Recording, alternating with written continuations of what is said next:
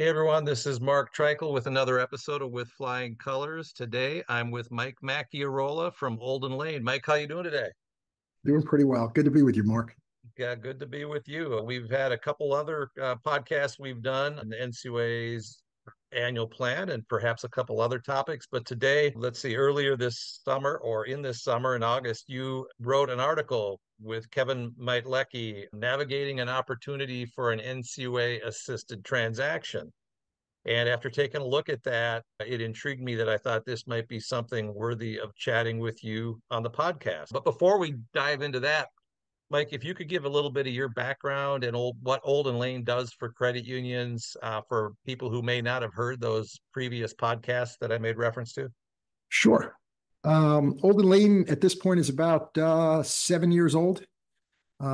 We originally started because we thought there was an opportunity where credit unions were being underserved, most notably in the capital markets. The first thing we really did was we focused our attention on what was at the time called secondary capital, now called subordinated debt. At the time, I believe it was about $100 million outstanding in that space. Now it's north of $4.5 billion outstanding. And Olden Lane has done more of those transactions as advisor than anyone else in the space by a pretty good margin. We really believe that credit unions could use sub-debt as a growth tool. Up until that point, it was really used for credit unions that were struggling. It was meant as really triage. And used properly as a growth function, it could really accelerate what credit unions were able to do for its members. So we've been very excited to do, well north of $1 billion of transactions in that space. We've taken probably 60 credit unions across the threshold with the regulatory approval required. The space has grown by leaps and bounds. A lot of the complexity that's in that space and some of the newer structures are thoughts originally of our clients and or the folks here at Olden Lane. So we're very proud of that. In about the last year or so, Mark, honestly, a lot of our attention has moved to the M&A space, which we'll get into a subset of that today. But the M&A space is as hot as a pistol, whether it be credit union to credit union merger or the credit union purchase of banks or bank assets. That has been something that obviously in 2024 has been very pronounced.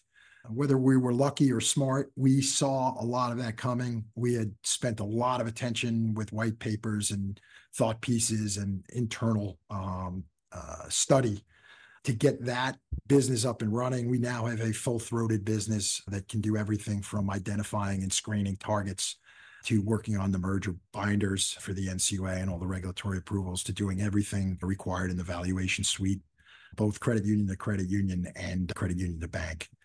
So we're very proud of that. We've built our team out, and that's really an exciting feature of what we can do now, and builds out a lot of the suite of offerings that we have here.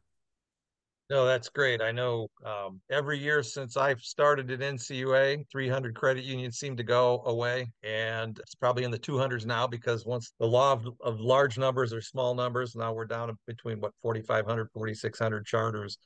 But it's just the reality of any business that there's going to be mergers. And then with what we've gone through here recently, I think you were smart to see where the puck was going on this, because I think there's going to be an intense period here for a lot of reasons, that whether it's fee income being attacked or loan losses going up, et cetera, it's definitely an arena where that's going to be increasing as a percentage of remaining charters versus decreasing, despite efforts to push things in the other directions, if you will. But so in that regard, the article that I made reference to, and NCUA-assisted transactions. Of course, there's merger where Credit Union A wants to merge with Credit Union B, and they both have 12% capital. They're both in the same field of membership, Anytown, USA, and the field membership fits together perfectly. That's one variety, a I've simple plain never seen vanilla. that one. Incidentally, that one doesn't come along all that often.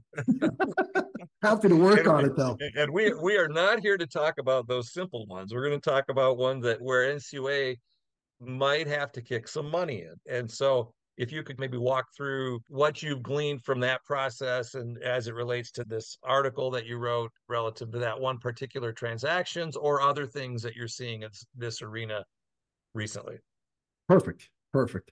The first thing I'd say is we anticipate that we will see more of these on the horizon. And you've alluded to some of the reasons why, but just to give you a little backdrop, in 2022, there were 6 failures. And those failures cost the NCUA insurance fund $9.8 million, so a touch under 10 million.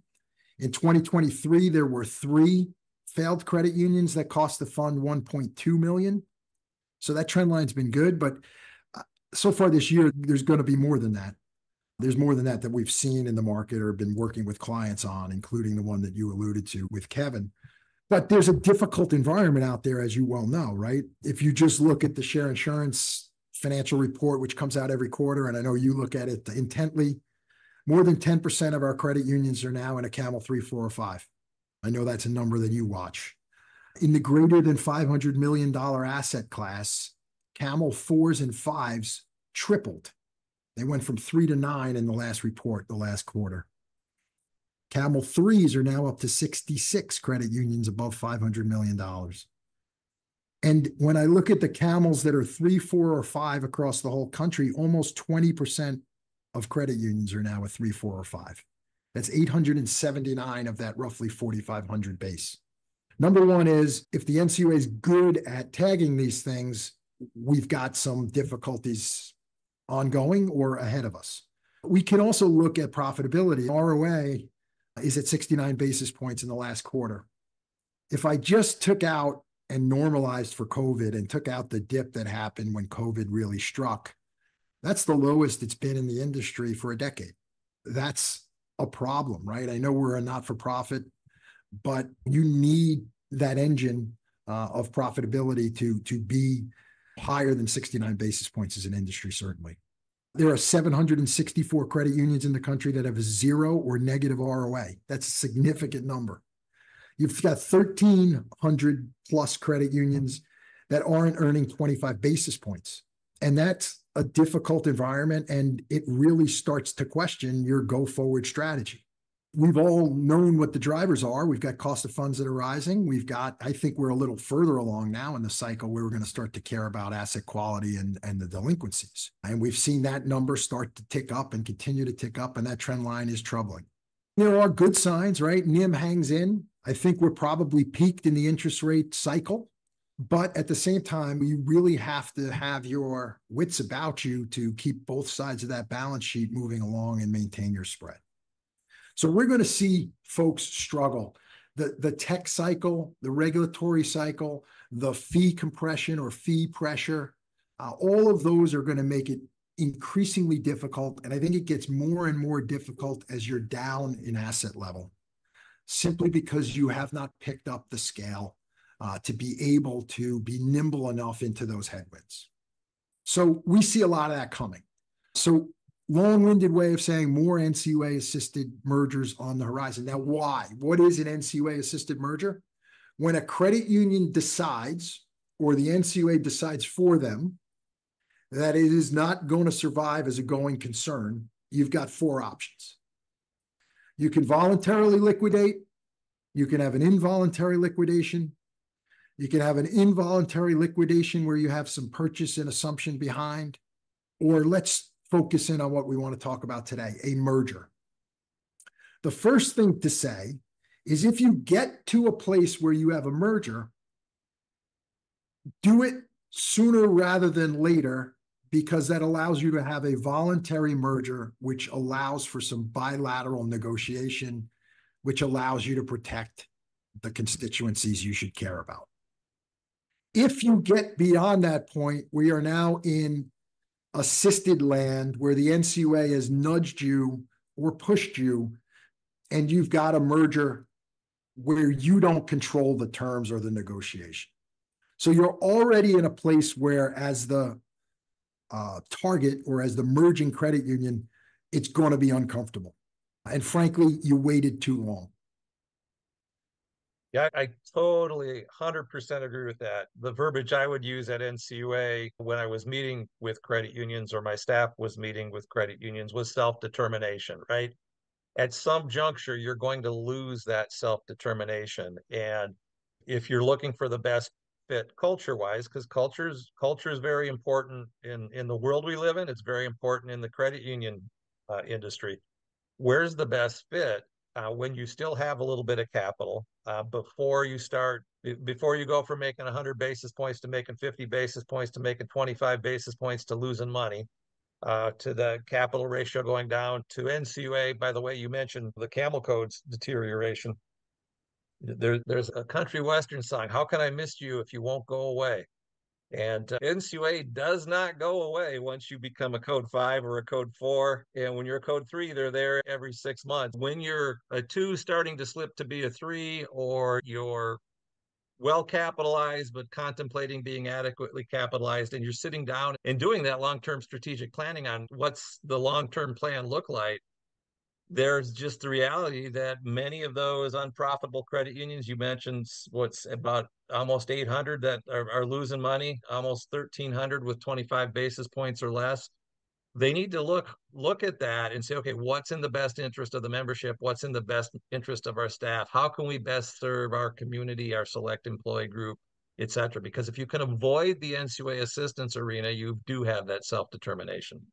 I couldn't have said it any better, Mark. And here's the thing, that when we counsel credit unions that are on this knife's edge, there's so much pride involved, and I get it. We all have pride in what we do, where we work, what our business is. But I want to explain to folks, and I oftentimes I just want to tell them, we've seen it enough times that we know, and we're not fibbing. The world has changed. Things change, needs change. So the world doesn't need a single seg credit union for the purpose of a single seg credit union. There are other places that the members there can find banking. Banking services are available. The nature of banking services has changed. What people demand or want from in terms of convenience or price or deposit level is different. And it's okay if you just can't make it as profitable as you could 5, 10, 15 years ago in a different environment. And I know there's a lot of pride, but you really have to go back to basic fiduciary duty. And you've got to understand, why am I in this chair as either a member of management or a member of a board? And really, I've got to go back to the basics and the foundational principle. And I've got to say, what is in the best interest of members? Right. And very often we find ourselves counseling a credit union that is holding on for dear life. And they say, we started as a credit union in Northeast State X, and by gum, we're going to go down. And there's nothing wrong with it. The world's just moved a little bit away from you. And really, your job is to tuck your members in.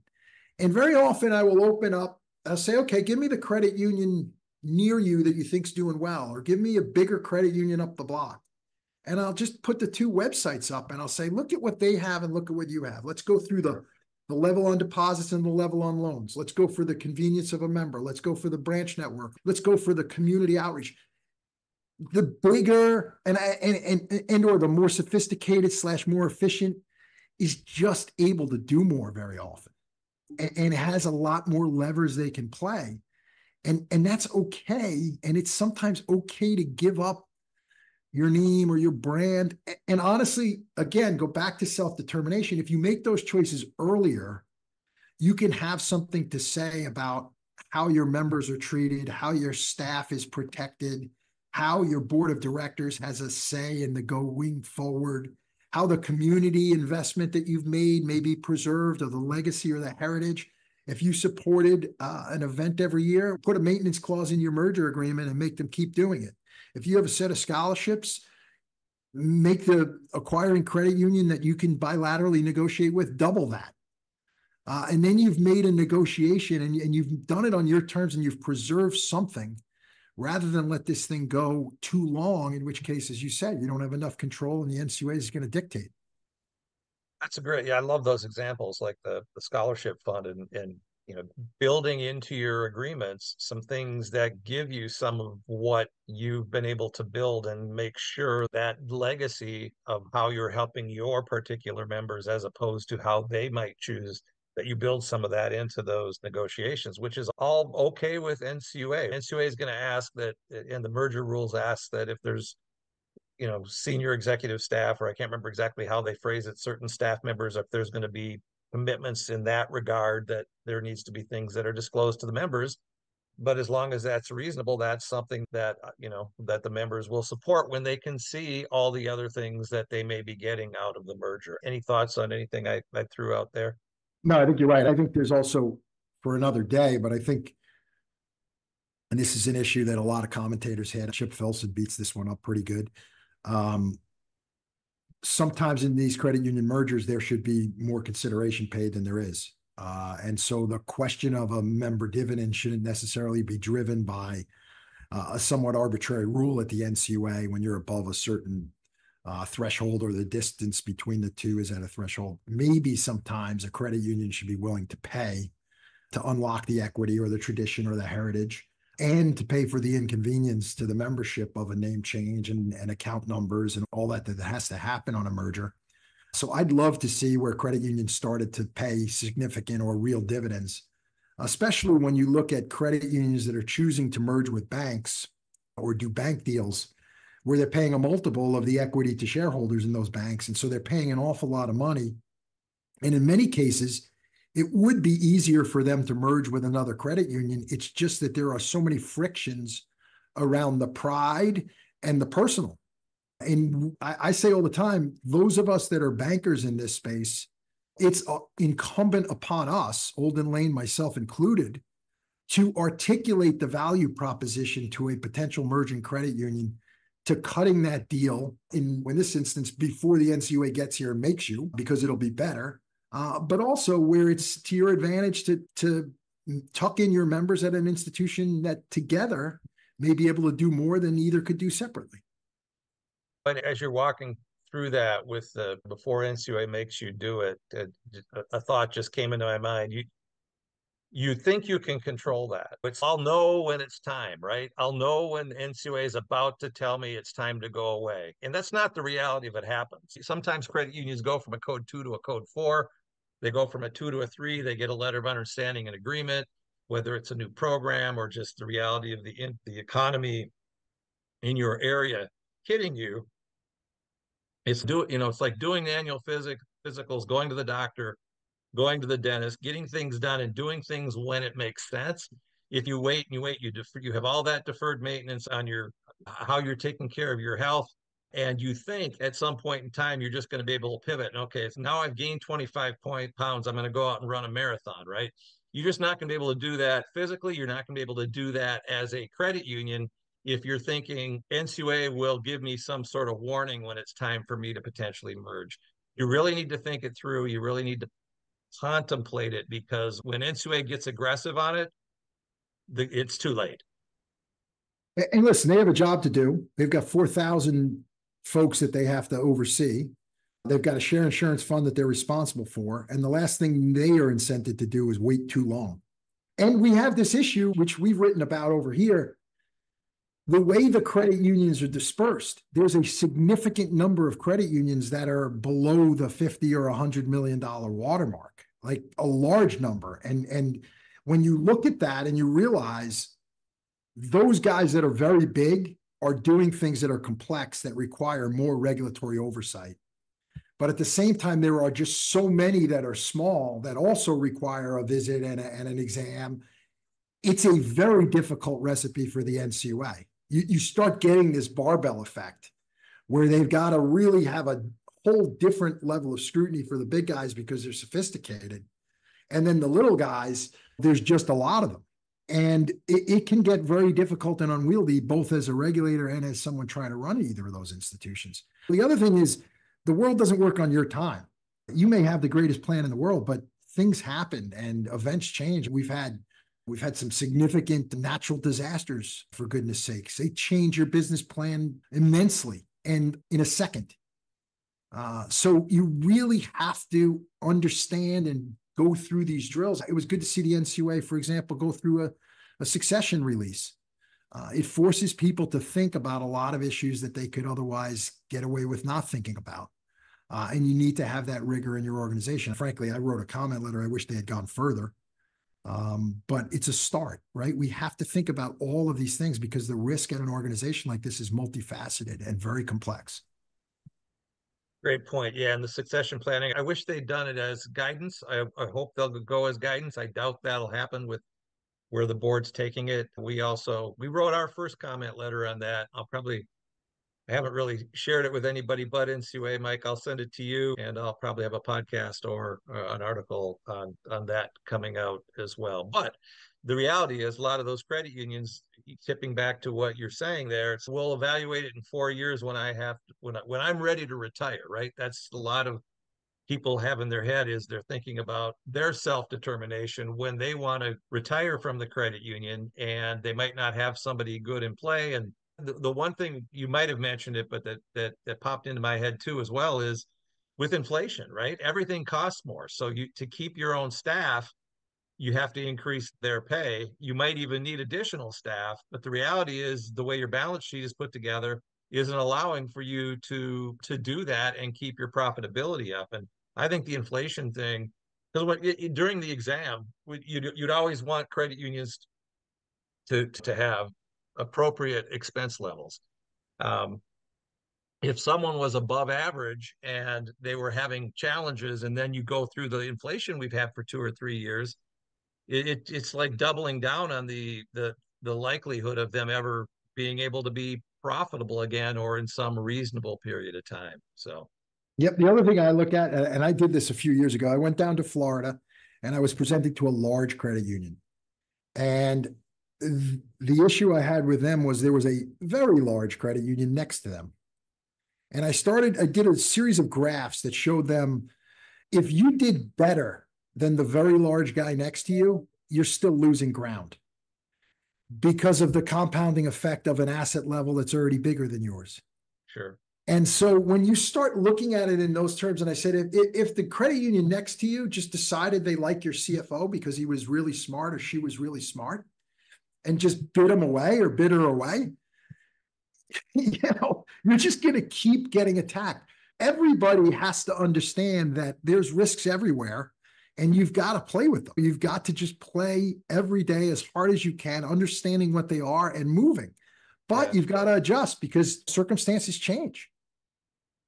They certainly do. They certainly do. So, any other thoughts relative to we've talked a lot about pursuing the merger before while you still have self-determination on the NCUA assisted arena? They've got what's the name of their where you can sign up to become Oh, a the member bidder on credit. registry, member Yeah, partner, merger thank partner you. registry. Thank Yes. you. Yeah, that came out when I think the first year I was executive director, 2013, 2014, the member registry. And that was because the NCUA board would go to these functions, CUNA's GAC, and people would say, "Hey, the credit union down the street merged, and I never had an opportunity." And what we would always tell the NCUA board is NCUA is not involved in most mergers. They'll approve it on the back end, but it's credit union A decides to merge with credit union B. The package comes in. Is it safe and sound? Is the field of membership okay? Did they do the vote okay? Boom. NCUA approves. That's how NCUA is involved. The numbers of them, which will be going up as you've described, where NCUA is kicking in money or NCUA is saying you need to merge, are much less. But the NCUA board heard so much about credit unions complaining, saying, they didn't invite me to dinner and my board out so that we could merge. How did I miss that opportunity? That's what led to the Yep. registry being born. And I'm sure when you're helping credit unions pursue an assisted merger, that comes into play some. Yes. So the first thing you got to know, you're exactly right. It goes back to 2010, which will tell you, 2010. Okay. it Very goes all the good. way back in the Debbie Matz era. The merger partner registry was established by the NCUA. And I tell folks all the time that are in the acquiring side or on the acquiring side, if you think of yourself as an acquirer and you'd like to window shop from time to time, put yourself on that list at the NCUA and you can go on the website and you can find it and there's a portal and you sign your name up. And they're going to take that information and it creates for them the first batch that they're going to screen or identify of potential acquirers when someone gets in trouble. So let's take, I'm sitting in New Jersey. So a credit union in New Jersey hypothetically gets to where they are not going to make it as a going concern.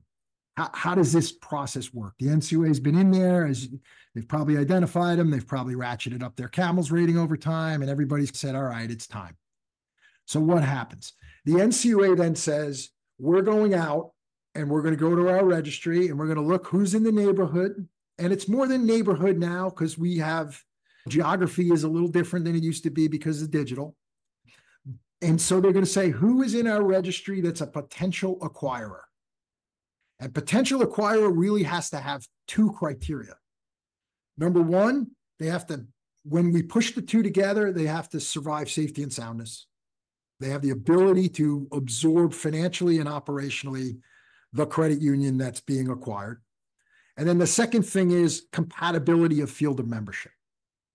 And that second one, depending on how impaired my hypothetical credit union is, that second one kind of has some flexibility. Because in a quote emergency where we're not adequately capitalized, the NCUA can just blow through the field of membership rules and say public interest dictates. And so we're going to let this one go, even though it's not fully compatible on a field of membership basis. So now the NCUA has identified a pool of potential applicants to be the acquiring credit union. So they go out to those folks and they say, hey, ABC Credit Union, there's someone in your neighborhood that we think would be interesting. They'll give you a rough ballpark to say it's a $100 million credit union. They've come on some tough times, ran into a regulatory hiccup. We think it'd be a decent fit. You want to take a look. If you want to take a look, the price of admission is an NDA with the NCUA. So if you sign that NCUA NDA, you're now under the hood and they're going to put you into a data room. In that data room, you get what's called a bidder's package. You get a summary 20-page, 30-page slide deck from the NCUA, kind of laying out the story. Who's the credit union? What do they have for real estate? How many branches? Why did they fall in a ditch? What's the issue? How big are they? They'll give you some basics on the loan pool and the deposit pool. And then there's more in the data room. You'll probably get all the material contracts. You'll probably get the loan tape and deposit tape. You'll probably get a summary of investments, which includes QSIPs. You'll get a summary of real estate. You'll probably get a summary, at least an org chart, probably a summary of the staff. You're now in a diligence process. And your diligence process begins with the question that says, do I buy this thing? Or do I bid on this thing or not? That's a fundamental question. And honestly, you're doing it most likely against some time pressure. So depending on the alarm of the fire, is it a 1-alarm fire or a 5-alarm fire? You may have a minute or you may have a little bit more than that to decide what your bid looks like. And there's a lot of ways or a couple of ways to structure a bid. And there's some things you should think about here. The first and foremost thing that I would say, even in a small deal, and this is me talking my book, so put every disclaimer you want around it. Please, if I could put one thing through the head of a credit union out there that wants to bid, please hire someone to help you. There's more than meets the eye here. No disrespect to any credit union in this space. I know you can read a balance sheet probably as well, or anybody that I work with here, but we do this all day, every day. We've seen more of these than you have. We know where the bodies are buried. We can read these things and we understand and can bring experts in, including sometimes we would have to go out to someone like Mark and get his expert opinion on how something works or what's going on and the magnitude of the issue at the credit union. Because in most of these cases, there's an issue. It can be as simple as, hey, we're just not profitable for a while and we don't really have a business model that works anymore. 2, we've got some version of fraud, out and out fraud, or a situation that smells like fraud, and we don't even have enough information to decide. So what the professional that you work with can help you with is dialing up the magnitude of that risk. And understanding the magnitude of that risk is fundamental to any bid you're going to make. That's very well said. And they can be plain vanilla, but if NCUA is involved, there's usually some weird issues, whether it's the contracts, whether it's fraud, if there is fraud and that's on the deposit side, what does that mean? If it's fraud and it's on the loan side, what does that mean? And then of course there's the clean merger where you acquire everything, or there's the purchase and assumption where you say, okay, I'm willing to bid, but I only want these assets and I only want these liabilities. by the way, is it going to be an emergency merger? Will the field of membership work? Does it all fit, et cetera, et cetera? So those are great points. If you're looking at one where NCUA is involved, having someone who's been through the ringer before, as opposed to it being your first rodeo, is really good advice. And one other thing that popped into my head is we're talking about the merger registry. So when I was a regional director back in the day, and I had one of these that I needed to shop, I would go. The way it would work is I discuss it with my director of special actions. They'd be meeting with the credit union's board. They would be looking to see who was interested on the registry. Maybe they'd be kicking the can and making some other phone calls. But essentially, on that safety and soundness side, they would be looking at, okay, when you add A plus B, where does the capital land? And there would be some natural cutoff. You don't want to create a bigger problem. You don't want pick 8%, right? Capitalized. Someone's well capitalized. If you add them all together, and it's more complicated now with how the merger accounting works.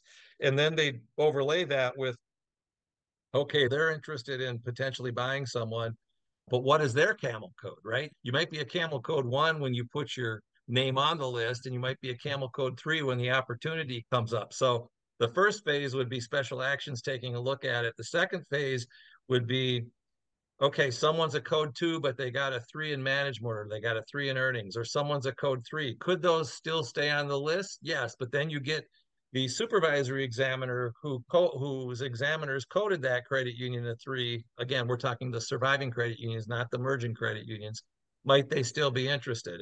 And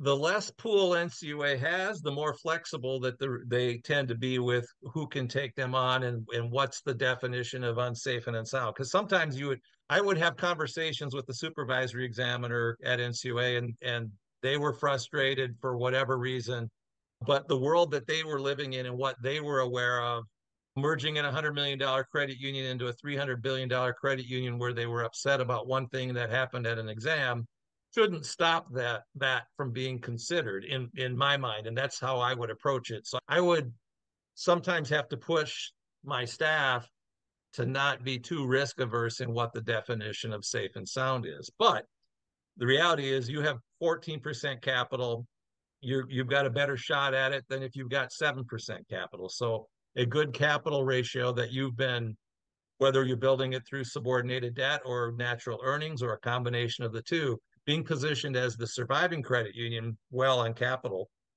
is a big positive. In addition to those time pressures you talked about, sometimes you only have a minute, and that's because NCUA has they either, someone gets down to 4% capital because of fraud, for example, they're either going to have to merge it within 90 days, I believe it is, under prompt corrective action, or they're going to have to conserve it. Guess what? They don't want to have to conserve it. They'd rather tie it up in a pretty bow, pay you a little bit of money, as opposed to going to the NCUA board and explaining in excruciating detail how they missed that merger or how they missed that fraud. So getting it to go away, conservatorships, their goal is to avoid those. And if they can spend a little bit of the insurance fund money that's reasonable, they'll do that. So that's how that timeline. The interesting thing is that, like, the NCUA, it would be really fun to see it from the side you saw it from, because the NCUA is charged with finding the lowest cost alternative. And it's not as simple as it sounds, because it's multifaceted. Because it may, as you alluded to, it may cost you in the long run if you tuck this into someone who said, I'll bid in a merger, I don't need any dollars from the NCUA, and I'll take it on. If that turns into a problem 2 years from now where that credit union is impaired, it may be a bigger hit on the fund. As opposed to, how do I weigh that against someone who says, I'll take it on, I'll even take it on in a merger, but you got to pay me $2 million out of the share insurance fund, or you've got to terminate and eat my core contract that costs $750 in breakage. Sure. It's not always apples to apples. There's a temporal part of it. There's a risk part of it over time. There are a couple of absolutes, right? Absolute number one, it is very clear that from the NCUA standpoint, they prefer an acquiring credit union to take a merger. Because in a merger versus a purchase and assumption, or P&A, in the merger, the acquiring credit union stands up, and says, I take all of the assets and liabilities of the merging credit union, all of their history, any liability known or unknown. Now, that takes a lot to do. And again, not something I would suggest a credit union does without its advisors helping him, because there's a lot of risk you may see. There's a lot of risk you may have to be prepared for that you may not have privy to that information yet because it's not in the data room or you can't get enough information. It reminds me of the first day I started as a trader on Wall Street. I got a lecture. The lecture was, you need to get comfortable making decisions on incomplete and imperfect information. If you can't get there, you're not a trader, and that's okay. Here is one of those places. In this event, if you're an acquiring credit union and you're bidding, you need to get some level of comfort around making a bid with terms on imperfect information. Some credit unions are very comfortable. Now, what you can do is you can mitigate that risk by learning as much as you can and studying what you've been given. But if you go the merger route, there will always be some, what Rumsfeld called unknown unknowns, right? Right. We just don't know what they are, where they'll come from. And we have to be comfortable that we're big enough, strong enough, resilient enough, and we've studied enough that we don't expect a risk that's too big for us to handle. I've back in the day when I was on the West Coast as a director of special actions, I can remember one particular situation where the credit union wanted to merge with Credit Union A. I already knew I had at least one cost-free merger bid in from Credit Union B, which they didn't want to go with. They'd already invited A in, who was helping them manage the place. And before they put their bid in, they were smart enough to call me and say, can I ask for something? I want to do a P&A. It's just one contract I don't want, and it might have been the data processing. And the way I framed it up to them is, yeah, yes, they want, their self-determination is they want to go with you. But if I get any other bid that is cost-free and is a merger, who will take that? You will lose.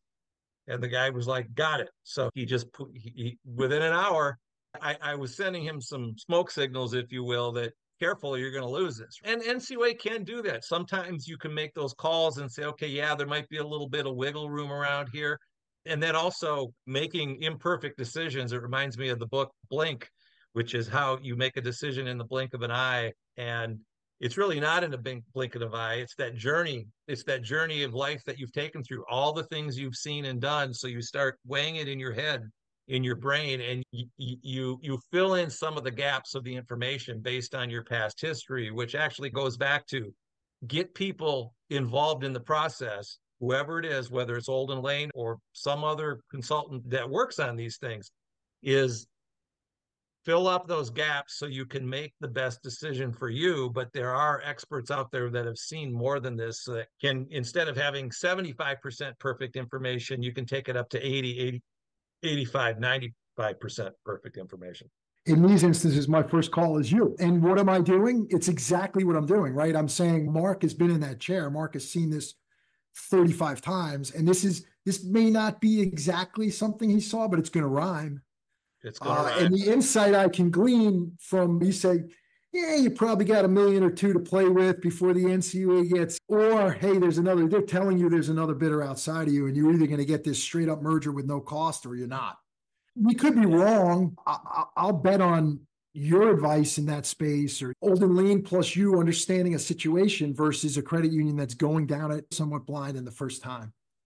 Sure. And an example of that is if you ask for X dollars plus one, it's the NCUA board that decides it. If you ask for X dollars minus two, it's the Office of Examination in Insurance, and or there's levels that it's just the regional director. And of course, the more hands that touch it in NCUA, the more potentially complicated it can get. So yeah, we call those off ramps. You try to have a business with fewer off ramps. Yeah, exactly. Very good. This has been fun. A lot of information here, Mike. If there was one question about mergers or assisted mergers that I should have asked you that I didn't, what might that be?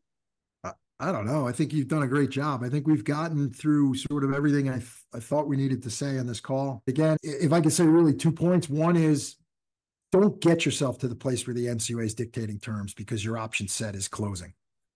And you owe it to your membership, your staff, your management team, your legacy of your institution, its brand and its community, not to get there, honestly, because if you're going to go out, it's okay. We all have pride again, but it's okay. Do it on your terms. Do it in a negotiated setting where you can protect some of those things you care about. And then, again, there are professionals here who can help, whether you're in that unassisted setting or you're early and you understand it. And if you don't know where you are on that continuum, we're here to help too. We can, again, we've seen folks in every version of it, waited too long, aren't there yet, have other options, and we can help and assist in any way that's reasonable. We're happy to do it. That's fantastic. And if someone's listening and they want to reach out to you, what's the best way for them to get in touch? www.oldenlane.com. Excellent. All right, Mike, appreciate your time today. Awesome. Thanks, Mark. And Really appreciate listeners, it. I want to thank you for listening. I hope you'll listen again soon. This is Mark Treichel signing off with Flying Colors.